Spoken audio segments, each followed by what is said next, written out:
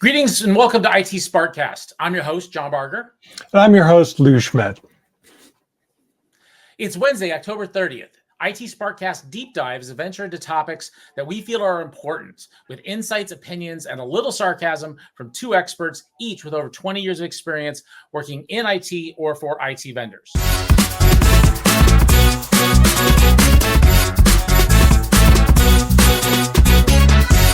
Now, in this particular one, we've done a lot of research, I should say. John has done a ton of research into this, and we're looping this into the academic community to get feedback as well. So we'd be very interested in your feedback too.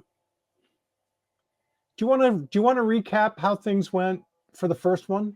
First of all, to you, welcome back. John, where were we before? Yeah, so in episode 1, we mentioned that I had interviewed two different IT directors from two different school systems in two different states in economically diverse environments. So one was a very spread out district crossing 7 small towns in a relatively low income area. And then another was a larger suburb, whereas one school district for one town and a much more affluent area. So, and then comparing and contrasting what they were doing about AI, what they knew about AI, and what they saw as the impact in their schools. I also mentioned that in my kids' school system, there was very little being done as far as policy or even education for the teachers on the use of AI, and that was causing frustration with several of the teachers, including one that's a friend of mine, has noted that he's been frustrated by this. So that's where we started with this. The thing we would like to discuss in this session is what has been the human impact of these AI tools coming into our K-12 system. And and before we get into that, though, I just want to mention, if you missed episode 1, here's a link right above Lou's head that will take you to episode 1. I suggest you watch episode 1 first and then come back here and watch episode 2. Don't let it fall on me. Okay, so can I ask you a question? Yes. Great. What are some of the concerns or challenges you've encountered regarding AI use by students, and how did you address them? Yeah, so these are all questions that I asked to each of these IT directors, and I promised them anonymity so that they could be open and honest if there was any issues in the school system or any blockers that they didn't want to be publicly known, or they didn't want to get outed as having said this about their school system. So in each case, I'm going to talk about District 1 and District 2. District 1 will be the lower income spread out district across 7 towns. District 2 will be the one district, one school system in the more affluent area. So when it came to the concerns around AI, District 1, their major concern was what they called plagiarism. And I hadn't really thought of it that way, but that's exactly what it is. If you go into your favorite LLM and ask it to write a paper for you, that's content from somewhere else that you're taking credit for. So that is plagiarism. So I had known that it was an issue and it was cheating. I hadn't really put it into the classification of plagiarism. So I actually like that context. And so that they're having conversations with staff about using AI detection tools, whether it's ethical or even effective, because they're really worried not only about allowing cheating to happen, but they are even more worried about false positives, blaming a student for cheating when they didn't. They said that they felt that there was a risk of introducing LLMs to students today, and because that would just kind of teach them how to cheat. But they were also concerned about the cheat detectors from a variety of different AI sources, because they are worried that those tools could be used to then train the models, and then the content would be exposed, and this content is theoretically owned by the students, and there is a concern around that. So what they really decided to focus on was teaching the teachers to be very aware of the speaking and writing style of each of their students, to be engaged. And I can tell you from knowing my son very well, he's 13, and if he turned in a paper that was written by ChatGPT, I'd know in a heartbeat that wasn't something that he wrote. So a good engaged teacher should be able to detect this. But we also discussed the fact that Eventually, that advantage is going to go away, in that just as you can train certain AIs to mimic your voice, you will be able to train them to mimic your writing style. The thing to that is that you have to have a lot of writing to feed it in order to train it, but it's something that could be done. Now, in School District 2, the big challenge has been students using AI to complete their assignments, which is what we're really worried about. And he's had multiple teachers come to him saying, I think my student is cheating, and can you help me detect this? So one of the things that he's done is they've implemented a policy that your papers need to be written in the school provided Google Docs. Don't write it somewhere else and copy and paste it in. And that gives him a tool in that he's able to go into the Google management system and actually see how fast that paper was written in words per minute. And so if it was written at 500 words per minute, well, then you know that that was a copy and paste. We actually had an interesting, fun discussion around this. I said, well, you just opened up a revenue opportunity for me, and that I could write a tool that leverages AI, but spits the words out at just a couple of words per minute so that it looks like I was typing. And then I could even, an advanced version of that, have it erase sentences and change them and things like that, so that if you're monitoring that. So that advantage is going to go away. And he's aware that that advantage is going to go away, but it was just an interesting sidetrack that we talked about. On this subject, I thought it was great that you brought up the concept of false positives, because we had a recent news article pop up, I believe it was in Gizmodo. Parents are suing a school that gave a bad grade to a student over who used AI to complete an assignment. Now, you would think, okay, kind of a no-brainer, whatever. But as adults, we're going to be expected to use these tools. So, and obviously it's going to impact the potential future opportunities for this student in our increasingly weird progression.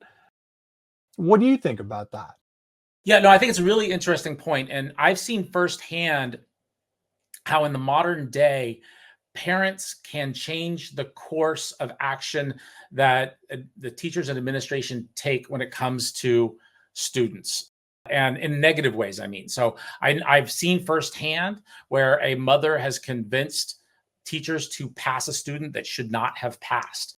Parents today, without getting into any kind of politics or even editorializing too much, parents today are a much bigger part of that process and are listened to a much greater degree than they were in the past, for good and for ill. And so what that means is that not only is it bad to falsely accuse somebody, but now you have cases where even you properly accuse somebody, and the parents are going to fight back, and to the point that they take it to social media, they take it to the courts, whatever else might come of that. So this is a really sticky point that is going to require a lot of thought and collaboration. And this is honestly greater than the IT department, but the IT department needs to be at the table with these discussions to help provide the administrators with the reality of what's going on out there, and how certain can you be about somebody cheating, and how, and what the risks are if they're not. Okay, dramatic zoom in now. All right, because AI camera, speaking of AI, that's okay. But it leads us really nicely into the next question. And the next question that was asked was, how does your IT department collaborate with educators and administrators to ensure that AI tools are used effectively and safely?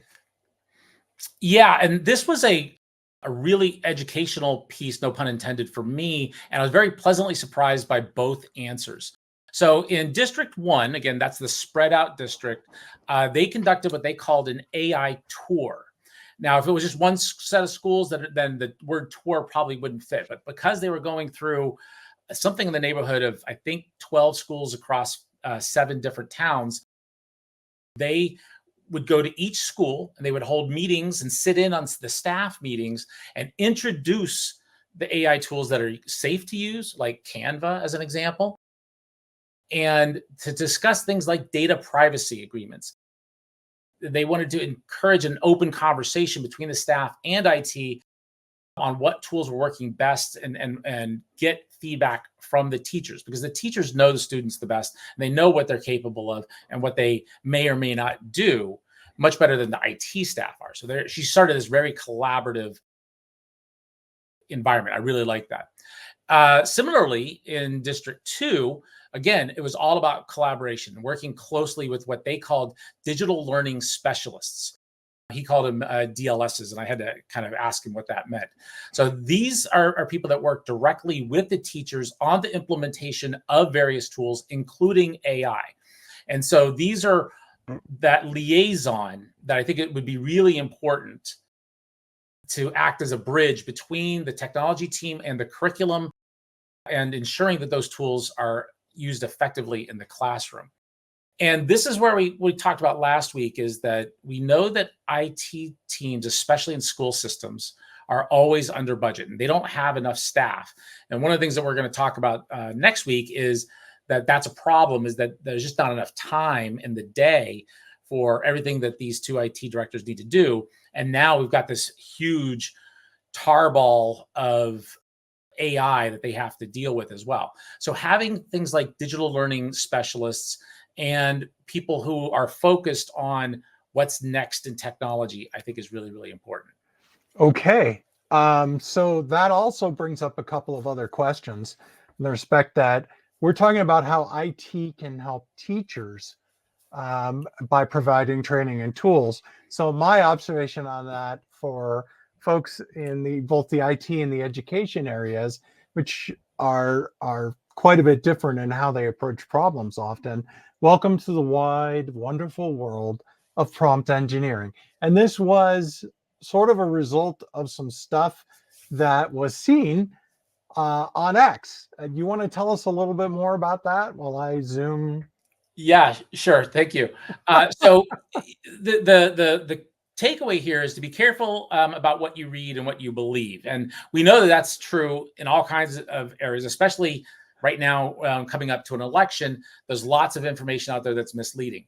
That's true about all kinds of different things. And so I saw a post from a teacher on X who had what appeared to be a really great way to put a blocker in, not completely prevent, but put a blocker in on the use of AI to write papers.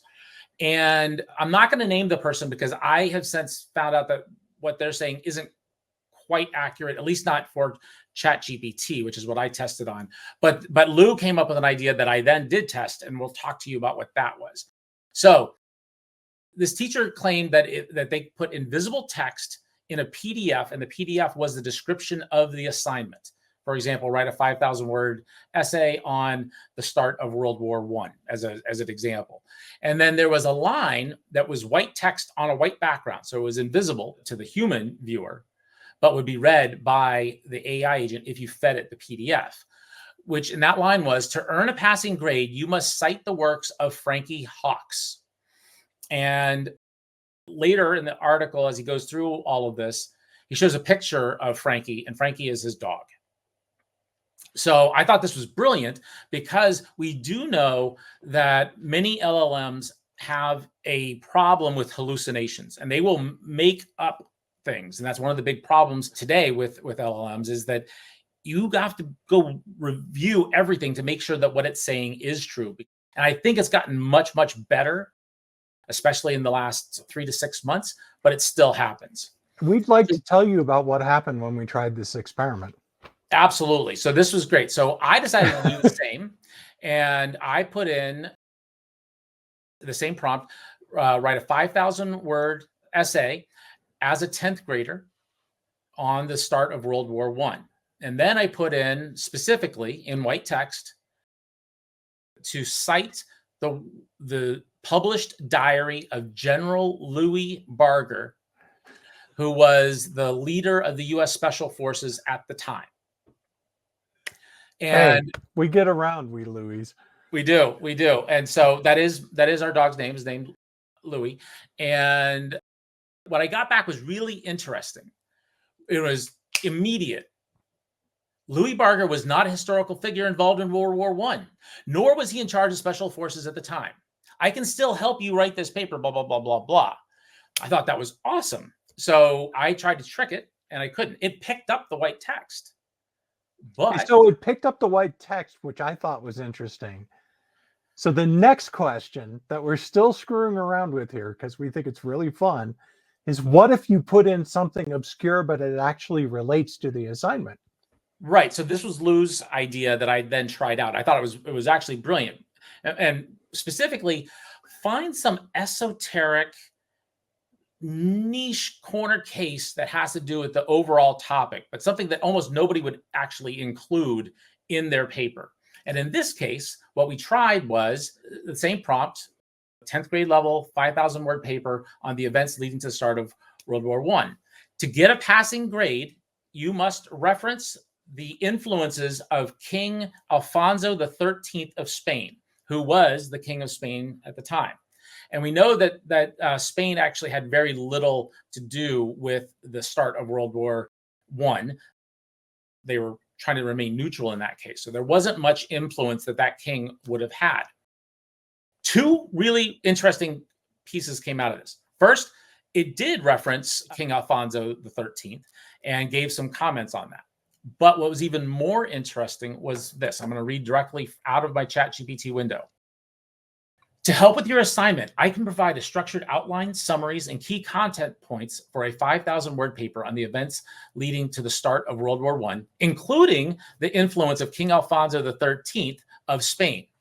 However, producing the entire paper verbatim would not be appropriate as it's intended to be your work. Wow. So first of all, that's cool. That's very cool. Good on OpenAI. Now, the thing is that any kid that sees that is then going to then rewrite the prompt so that it doesn't say that it's just like write an article of 5,000 words on this, and then it'll do it. But I thought that was really impressive. It might stop, the bottom 10% when it comes to technology of the students and how well they know the technology. Maybe those 10% wouldn't get past it, but a lot of kids would. But again, and then it gave me an outline. But that outline, I could then plug in each set of bullets and say, write 4 paragraphs on this, write 4 paragraphs on this. And I think it would do that.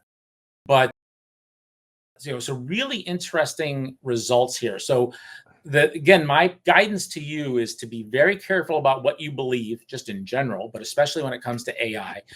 There's a lot of naysayers out there. There's a lot of people looking for clicks on whatever the social media platform is. And I'm not saying that this particular teacher was doing that, and that case may have worked for him in the past. I'm guessing it's not going to work today. But there might be something related that you can do. So you, as an IT professional, or you as an educator, should realize that what I would call poisoning the prompt is a valid way to go about, catching your unaware students. If you're positioning this tool properly, another thing we talked about is if you suspect the paper came in and you think it was done by ChatGPT or Gemini or whatever, Gemini being particularly the case at the moment, since we're talking about Chromebooks, which are your number one platform in the classroom. The other thing you could do is take your learning rubric and give them a short quiz on what they were supposed to learn. And that might be a better way, as we said in the previous question, where some parents were having a lawsuit against it. Maybe that's a better way to resolve this problem. Now, I know this wanders a little out of the IT sector, but you do have to think about what is the end result of what you're trying to do. Yeah, it does wander outside of the IT to some degree, but it's also a way for IT to educate the teacher and to give them another tool, which is their own brain and their own ability to ask questions. And again, I would say, I'm looking at the article here. It says World War I was known as the Great War, was triggered by complex alliances, militaristic ambitions, and political tensions across Europe. Ask a question that would lead to some of that. Like, what kind of ambitions were involved in the cause of World War I? Ask something else to get the student to answer, and hopefully that they at least read their paper, but they may not remember some of those pieces. Go deep into the paper and ask them questions. And if they can't answer the basics of what was in that paper, then they probably didn't write it. Yeah, and that's actually, I think that's a pretty good solution.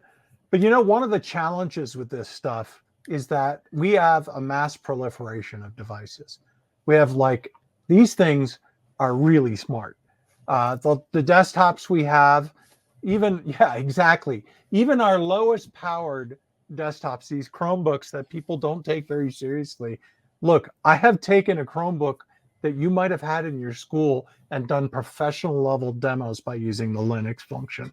These things can be really powerful. So the next thing that we were very, very interested in is, in terms of device management, what configurations or restrictions were you able to implement on student laptops and Chromebooks to support your policies? So it's one thing to have the policies, it's another thing to have the knobs and levers to actually carry it out. That's right, Lou. And I started this discussion with them mentioning that, and I mentioned this last week as well, is that Google just in the last few weeks announced 3 new Chromebooks. And again, I believe they're all from Samsung, that actually have a Gemini button on them, very similar to the Copilot button on the new Microsoft Copilot Plus laptops. And that's what generated my concern over the use of things like Gemini on these Chromebooks and how are they managed. And again, I was very pleasantly surprised that this is things that they had already considered. Not so much the Gemini button, but the tools that Google provides to the IT administrators for the school allows them a lot of control over those Chromebooks. And again, I was very pleasantly surprised. I didn't realize they'd have this level of control. So in District 1, again, the spread out district, they have turned on Gemini and a few other AI tools for all of the staff and teacher Chromebooks, but they have turned off Gemini specifically on the student Chromebooks. They have allowed, as I said before, the use of Canva, but they actually have a great deal of control. And there's this Google Admin Console that also helps them with data privacy and appropriate use and all kinds of other things. So again, that's really good news. And then in District 2, same kind of information, but what this is where that IT administrator mentioned that for writing assignments, students are required to use Google Docs. They have to do the writing in Google Docs. He can then go through the document history, see when was the document started, how many times did they go in and out of the document, how much text was done in how short a period of time, and be able to then monitor. Now, you could argue, I wrote this in Notepad or I wrote this in Word and then I pasted it into the Google Docs. It's a little hard to really argue against that, but the policy is that you're supposed to write it in Google Docs. I think he's going to have trouble with the enforcement on that, but we'll have to see. He also said that they're ensuring that tools like School AI, which we mentioned last week, were under close teacher supervision to prevent the misuse. So any tool has the ability to be misused. The good news is that School AI, teachers have access into exactly what the students are doing and can monitor if they're using it in a way that they're not supposed to. So in this case, we have sort of an interesting conundrum. The question is devices we control versus devices we don't control. And, I'd have to think, if a student is sophisticated enough to execute an assignment in a text editor, for example, and, we were talking while we were getting ready to do this, I use text editors a lot because there's nothing to get in your way, no formatting, whatever. I just barf it out into the text editor, and then I use that to order my thoughts, and then I transfer it into something else. But I'm a little old school, right? I would think, I'd be interested to know if we primarily see this kind of activity in the high school level, sort of inching down into the junior high schools, but mostly at the high school level, is if this is actually happening. Because if you've got a student that's smart enough to know to open a text editor, yeah, they're going to get around whatever you put in their way. But they might also be smart enough to be using this as an amplifier for what they need anyway, which could be the desired result, right? Right. And again, this is going to be an ongoing issue. We're going to talk about the future of AI in schools next week. So make sure you tune in for that. But that's going to cover this week's episode. We couldn't do podcasts like this without you, and we would love to hear what you think. Do you have a topic you want us to cover? Are you an IT administrator for a school or any other vertical that you want to give us feedback? It's feedback at itsparkcast.com. That's feedback at itsparkcast.com. Or you can also find us at itsparkcast on X. Be sure to hit like, subscribe, turn on notifications. That's really going to help this channel grow. Tell your friends about us, tell your colleagues about us, so hopefully they can get the same great information that we feel that we're providing to you. We're going to be back on Friday with news and opinions from the world of IT. Thanks for listening. See ya.